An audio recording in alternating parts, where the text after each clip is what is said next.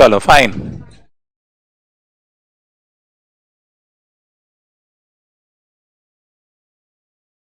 AS20 earnings per share done. Okay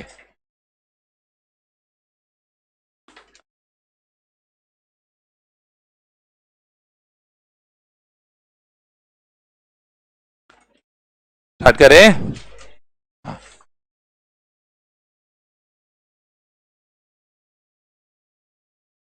One of the practical standards and very commonly used and important, and if you see the P&L statement of P&L का part है, it's a disclosure standard.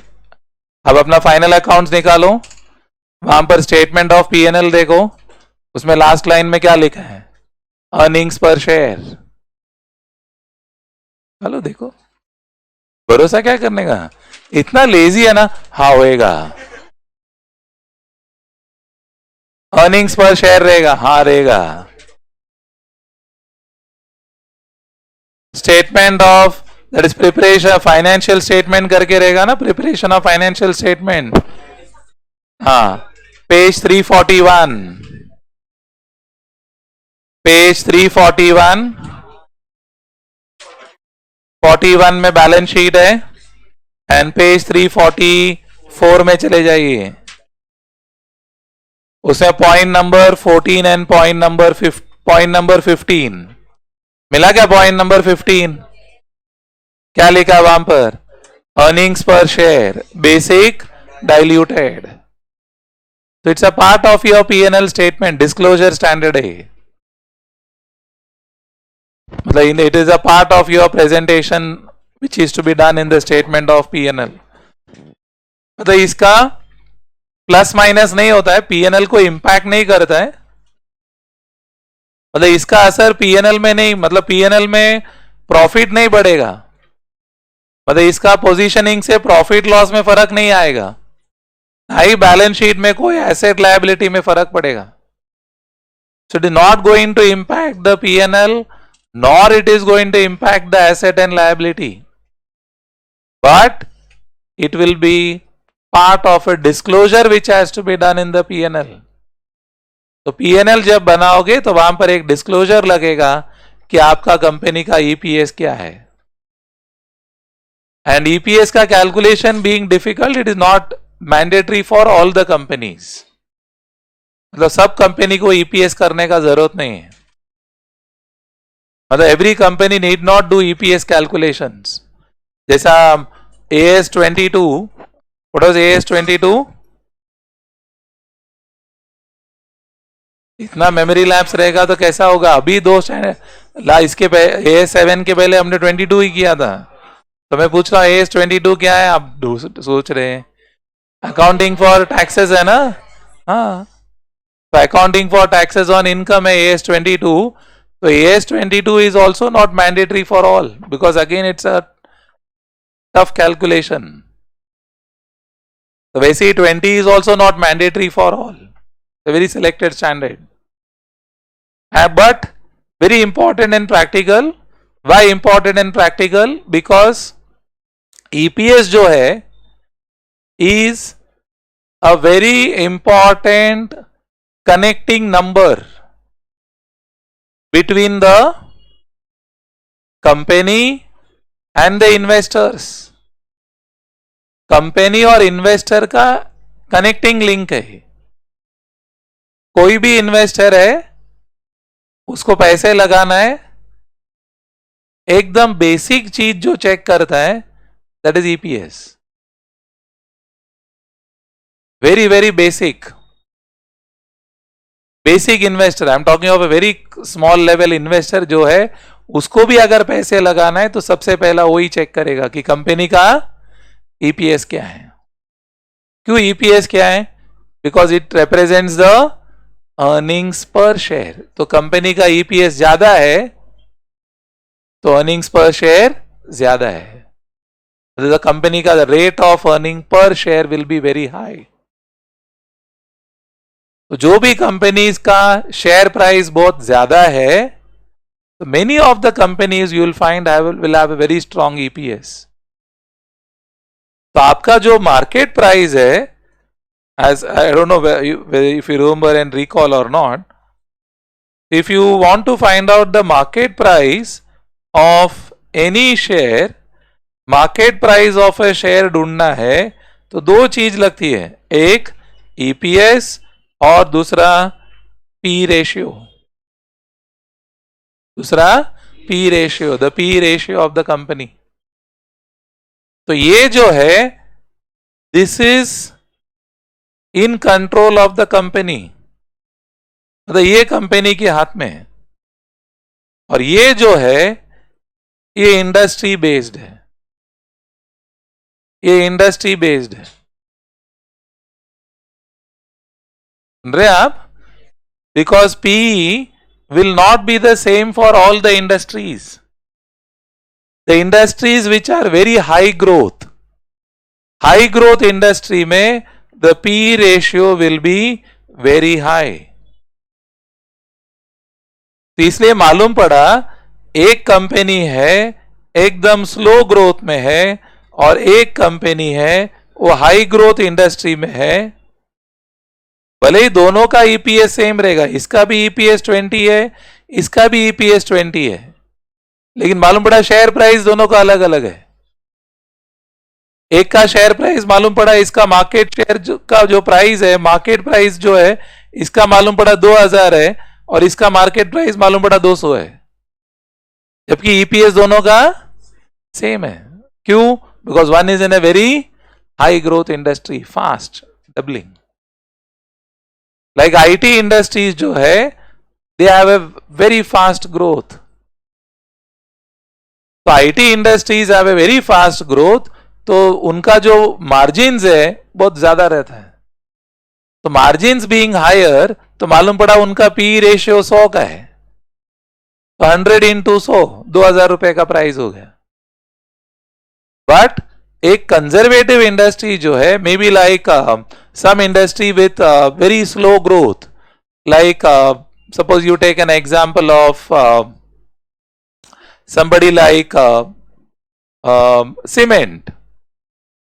Now cement industry जो है, suppose it is in the you can say in a seasonal down phase season में, तो downward cycle में है, तो उसका मालूम पड़ा पी रेशियो 10 का है, तो उसका ईपीएस भी 20 है, बट 20 into 10 मिलेगा 200 रुपया। बट जो हाई ग्रोथ में उसको 100 का पीई मिला, 2000। और मैं पॉइंट, तो कहने का मतलब यह है कि ईपीएस जो है, जो कंपनी के हाथ में है, that is one of the determining factors of the market share price.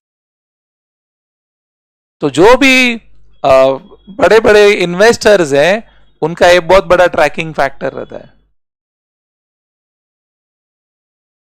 तो जो भी all this big investors, like one of the chartered accountant mister Rakesh Jhunjhunwala, who expired some time back, so they all started with a capital of hardly 1 lakh, 2 lakhs या 10 lakhs, and by the time he expired, he had an asset worth of more than 10,000 crores. And out of 10,000 crore, more than 4,000 crores he made in one company, Titan. Titan में 4,000 करोड़ बना दिया. Because Titan was a company with very high growth and he was one of the early identifiers कि ये बहुत बड़ा boom होने वाला है इंडिया में of technology and fashion. सुन रहे हैं आप? And they all brought not only the concept of EPS, अपना सिलेबस में नहीं है, but आगे जाके जब ये आप पढ़ोगे तो you will not only find EPS of the year which is over, but you will also find EPS called as forward EPS. Forward EPS मतलब आने वाला साल में क्या होगा, लोग वैसा सोचने का शुरू कर दिया।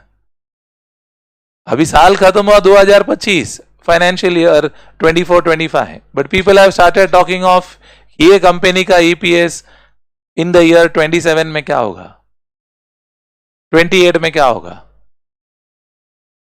Are you listening?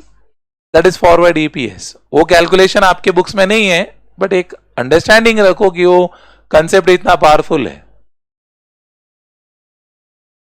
Got my point? I repeat, what is EPS? EPS is a one connecting number between whom? The company and the investor. Got the point? And it is one of the determining factors of what? The market price. One of the determining factors of market price. किसी का भी market price देख के महंगा है सस्ता है, is not on the market price, it is on की ईपीएस क्या है. उसका ईपीएस जबरदस्त है तो people are paying for one share 1 lakh rupee also. MRF सबका शेयर 1 लाख रुपए में बिकता है, तो एमआरएफ का एक शेयर 1 लाख रुपया है. The company has been continuously giving dividend out and out. There was no fluctuations in the earnings of the company. It has been consistently performing. आज एक शेयर 1 लाख रुपया हो गया. Are you getting my point? That is just one company. ऐसा हजारों company है जहां पर ट्रैकिंग करके लोग कमाते हैं. तो and this is also one of the you can say area of working. ये one of the areas of working है. वर्किंग है मतलब ये वन ऑफ द प्रोफेशंस है ऑफ अ चार्टर्ड अकाउंटेंट. तो चार्टर्ड अकाउंटेंट लोग जो है उनका शेयर मार्केट में काम करना is one of the professions. बहुत लोग ऑडिटर है, टैक्स एक्सपर्ट्स है, डायरेक्ट टैक्स एक्सपर्ट है, इनडायरेक्ट टैक्स एक्सपर्ट है. तो उसमें mutual funds, equity analysis, equity research, venture capitalist, उसमें भी is also one of the areas of working of a chartered accountant. Hello, सुन रहे हैं आप? हाँ, तो ये इंपॉर्टेंस है इसका. अब जब भी हम ये करते हैं, so there are two types of EPS as we already seen in the P&L. One is the basic EPS and other is a diluted EPS. Basic EPS, diluted EPS. Very logical formula होना चाहिए. Earnings per share. तो obviously numerator में क्या आना चाहिए, denominator में क्या आना चाहिए. Earnings per share है तो obviously डिवाइड किससे करेंगे, नंबर ऑफ शेयर्स. और न्यूमरेटर में क्या रखेंगे, the net profit available for the equity shareholders. So whatever is the profit available for the equity shareholders, उसको डिवाइड कर दो किससे, नंबर ऑफ शेयर्स. तो क्या मिल जाएगा आपको, ईपीएस. आपको मिल जाएगा ईपीएस. Clear on it? समझ में आ रहा है? So let me take an example and check कि भाई आपको कैलकुलेशन करने आता है कि नहीं आता है. Let us check. सुन लेना carefully, I want the answer. Suppose this is the data given that they are saying net profit of the company is suppose 1 lakh. Net profit of the company is 1 lakh and number of equity shares is 10,000. Hello? And the company made, suppose this is for the year 24-25. The company made a fresh issue on 1/9/2024, 2000 shares.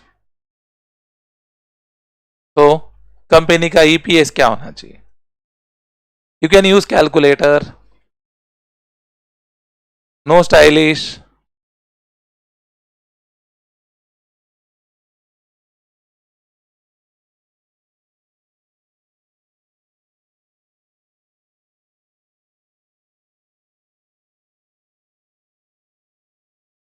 8.33.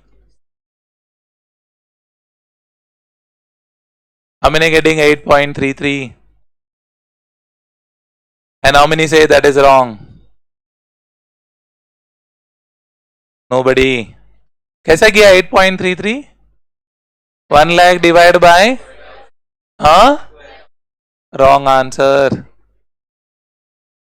How can you say the number of equity shares existing 10,000 and a fresh issue to be one and the same?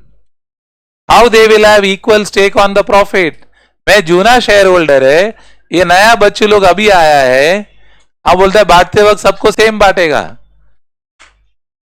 तो बोलेगा साहब हम तो 1 अप्रैल से खड़ा है, ये तो 1 सितंबर से आया, आप बोलते सबको सेम पगार दो, सबको प्रॉफिट में से सेम शेयर्स दो. नहीं समझा अभी भी मैं क्या बोल रहा हूं? हमारा पैसा तो 1 अप्रैल से लगा हुआ है, समझो 1 अप्रैल 24 पकड़ रहा हूं मैं, मेरा पैसा तो 1 अप्रैल 24 से लगा है, इसका पैसा तो 1 सितंबर से लगा हुआ है. आप बोलते हैं मैं सबको इक्वल डिविडेंड देगा या मैं इक्वली सबको शेयर देगा. सुन रहे हैं आप? तो कैसा काम करते हैं, पहले बॉल में आउट हो जाते हैं, है ना. बाद में उधर आईपीएल में ऐसा फर्स्ट बॉल में आउट हुआ तो अपने गुस्सा था, काय केलं काय, आम्ही एवढे पैसे दिले स्टेडियमला आले आणि फर्स्ट बॉल मध्ये आउट झालं, और इधर अपन फर्स्ट बॉल में आउट, तो क्या हो गया, मिस्टेक तो होएगा कि नहीं. क्या करना चाहिए आपको, वो नहीं पूछने का. हाँ, 1 लाख डिवाइड बाय 10,000, ये तो पूरा 12 महीना यूज हुआ. आपको क्या डेट डाल के, अरे ये ना 1 अप्रैल 24 से 31 मार्च 25, अभी बोलो मत ये लिखा नहीं है, इधर लिखा है ना 24-25 का मीनिंग ये हो गया ना. हाँ, तो पूरा 12 महीना हुआ ना. नंबर ऑफ इक्विटी शेयर 10,000 वाला प्लस क्या करेगा 2,000 इंटू, अभी वो महीना गिनने में तकलीफ, 7/12, so that will come to 1 lakh divide by, अभी उसके रुको मत, कैलकुलेटर आपके पास ही है, 11,166, ठीक है, that comes to rupees 8.95. समझ में आ रहा है क्या आपको? Clear not clear? Should I repeat की clear?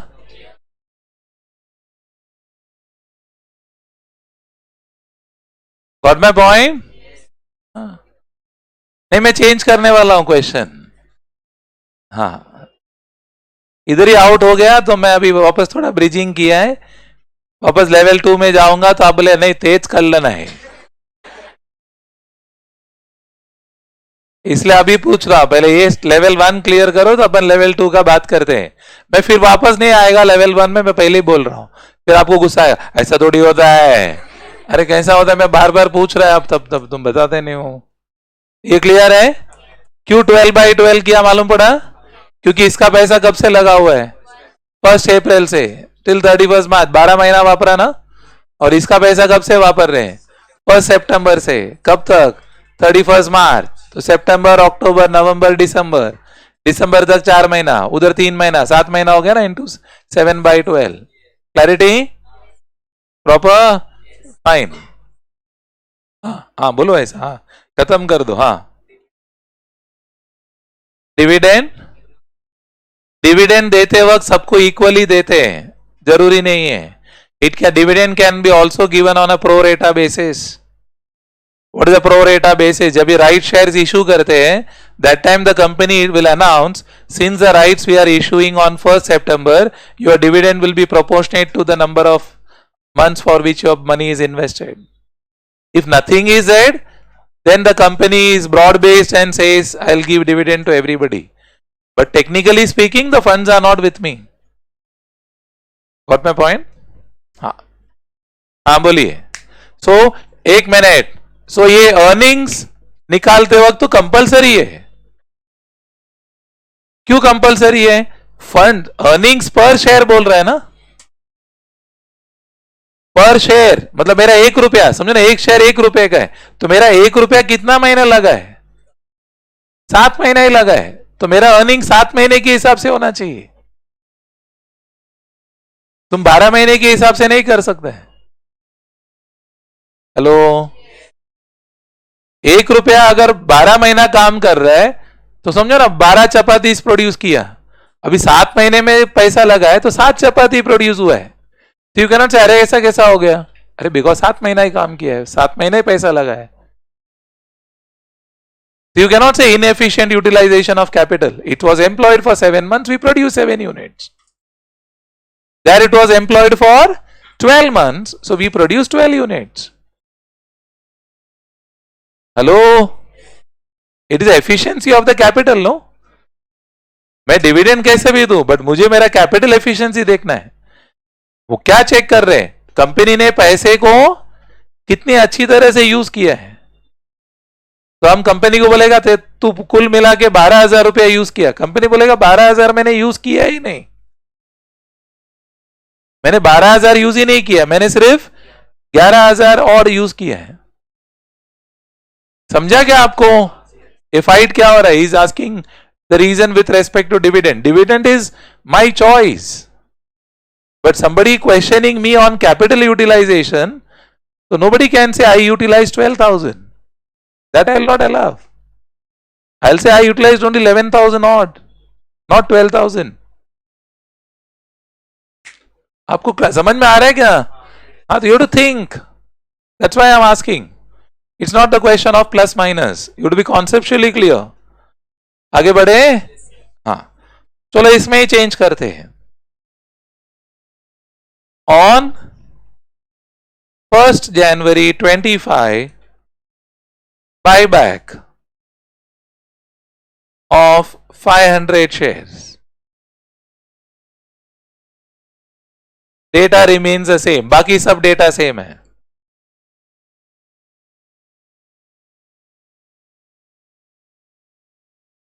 All other data remain same.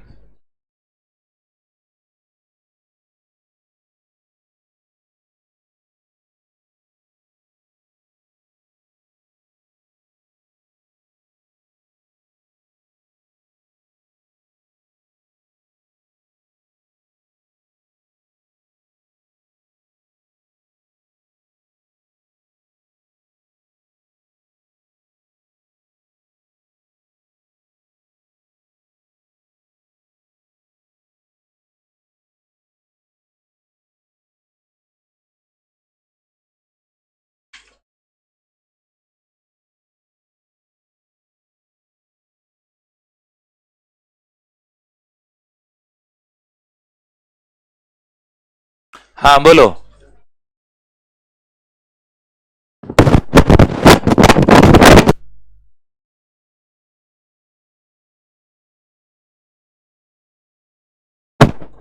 हाँ बोलिए, क्या आंसर आया? 9.26 आ रहा है बोलता है. 9.375, 9.05. 3 आंसर आ गया. 8.6, 4 आंसर आ गया. चलो फाइन, काउंटर क्लोज. 4 आंसर आया, काउंटर क्लोज. चलो सुनिए, न्यूमरेटर में तो कोई प्रॉब्लम नहीं है. अरे न्यूमरेटर में प्रॉब्लम है कि नहीं है? हाँ, अभी तो अपन सिर्फ डिनोमिनेटर को डिस्टर्ब किया है, न्यूमरेटर को नहीं किया हमने. हाँ सुनो, क्या होएगा? 10,000 shares into 12/12. Hello, plus 2,000 shares. अरे बोलो, 7/12 माइनस. क्यों minus? Buyback. This much I have reduced. So I have reduced. How many shares I have reduced? 500. For how many months? 3 months. 3 महीने का reduce हो गया. लाख 10,000 12 महीना गिना मैंने, ये 7 महीने के लिए गिना। अब उसमें से 500 तो मैंने यूज ही नहीं किया 3 महीना, तो -500 निकाल दो 3 महीने का weighted average. Are you clear on it? सुन रहे हैं नहीं सुन रहे हैं? तो क्या आएगा 1 लाख डिवाइड बाय क्या आ रहा है बोलो? हाँ 11042 that comes to what? 9.05। Hello ध्यान है? That's it। और ये एक तरीका है गिनने का, 10,000 12 महीना, 2,000 7 महीना, फिर ये 500 हमने 3 महीने में कर दिया। और one more way of doing the same thing, answer same रहेगा but I am showing it. 10,000 I used for April May June July August September. सितंबर स्टार्ट हुआ है तो कितना महीना कंसिडर करूंगा? 5 इंटू 5/12 प्लस, थैंक यू, क्यों आवाज कर रहे हैं, प्लस प्लस बोलो अभी कितना बढ़ गया मेरा कैपिटल? 2,000। अरे 2,000 बढ़ गया ना 1 सितंबर से, तो सितंबर अक्टूबर नवंबर दिसंबर 4 महीना, कितना कैपिटल यूज हुआ 4 महीना? 12,000।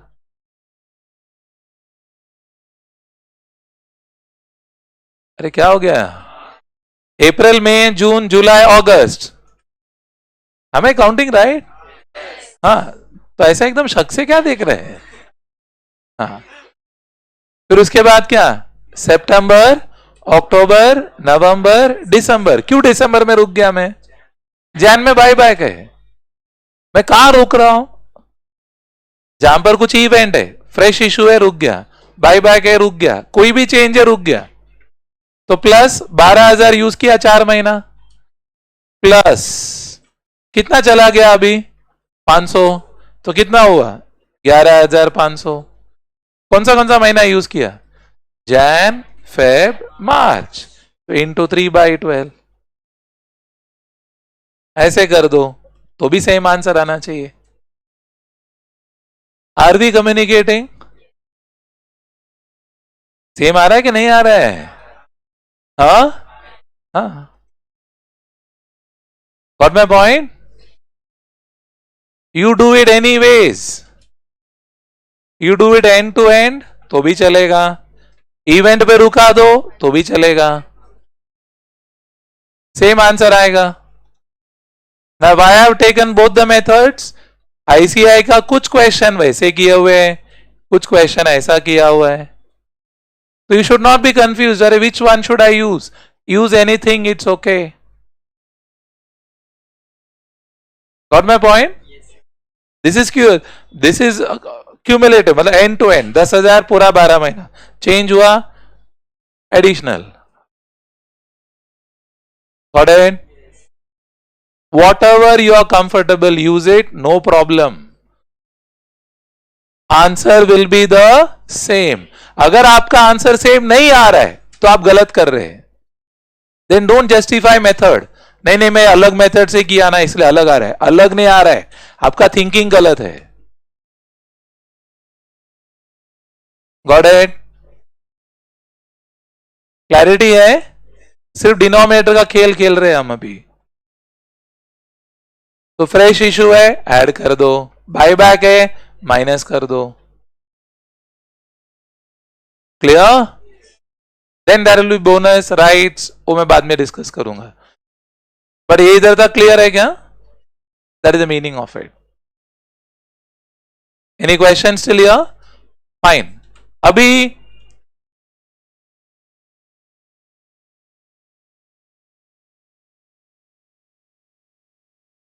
तो ये जो हम कैलकुलेशन कर रहे हैं ध्यान से देख लेना क्या लिखा है। What is the concept of basic EPS? Basic EPS is equal to क्या?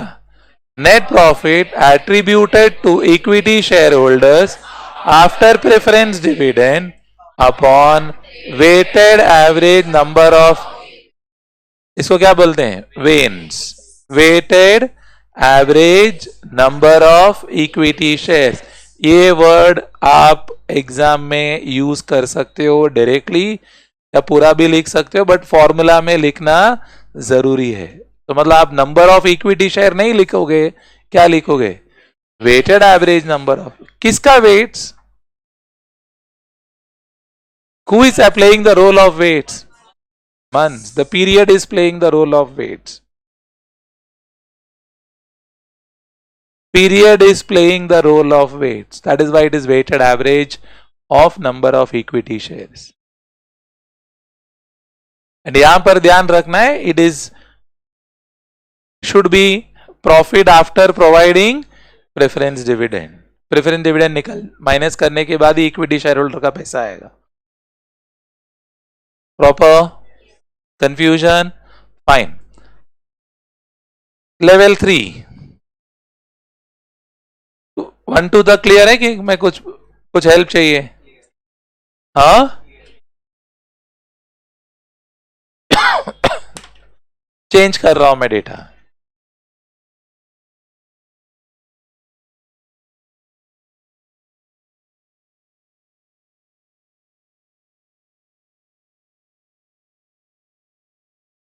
या listen, net profit 1 lakh, number of equity shares 10,000,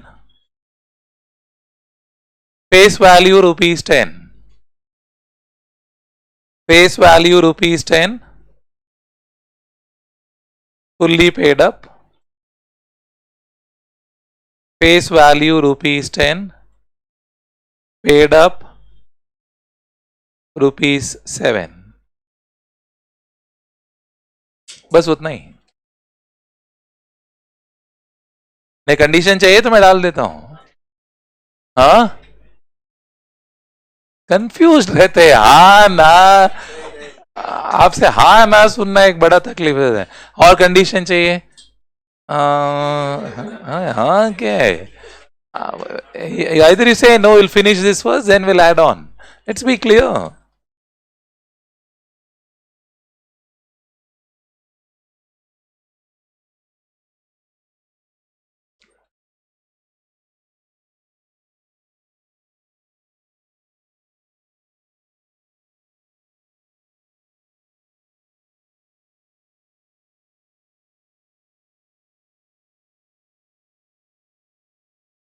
हाँ आंसर आ सकता तो बोल। हाँ she is saying some answer 9.24।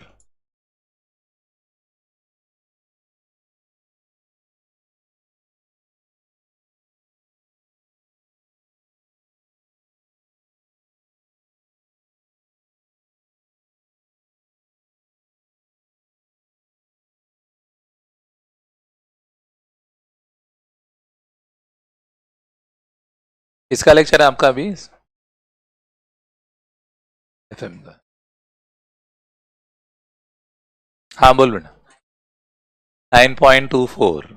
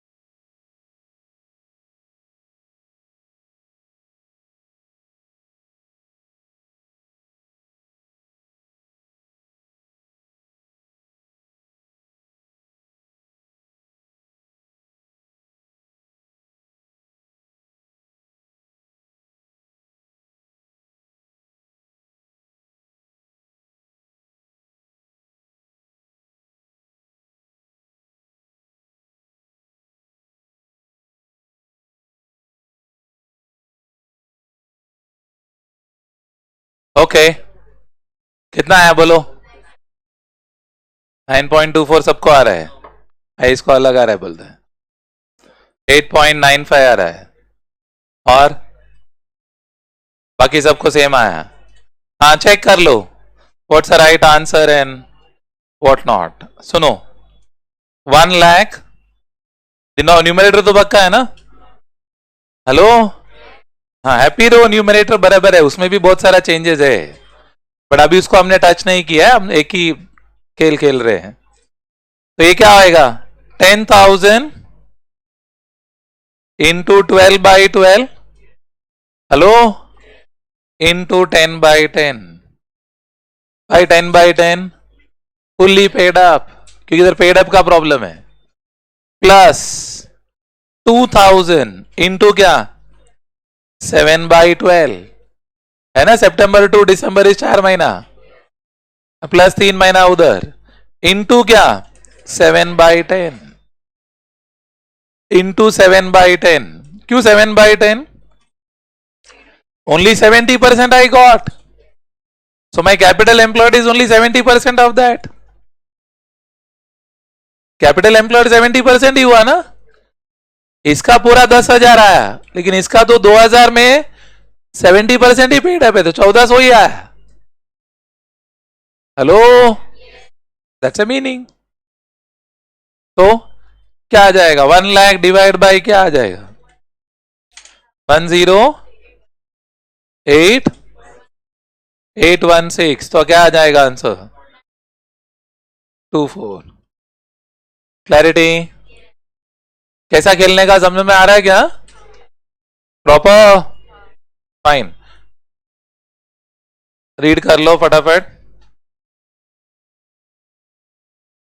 Denominator वाला पार्ट एक बार रीड कर लेते. What is written here denominator. पहला ध्यान से डिनोमिनेटर देख लो then will take the other part. बोलो क्या लिखा है denominator. Wanes number of shares to be included in the denominator is a time based weighted average where the number of days months for which the shares are outstanding.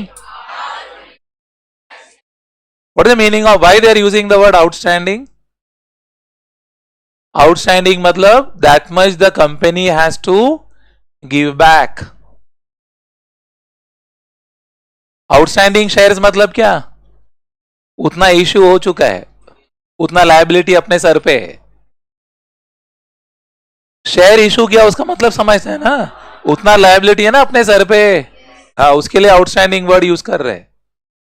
I am just giving you the perspective of the word. और क्या लिखा है in case are given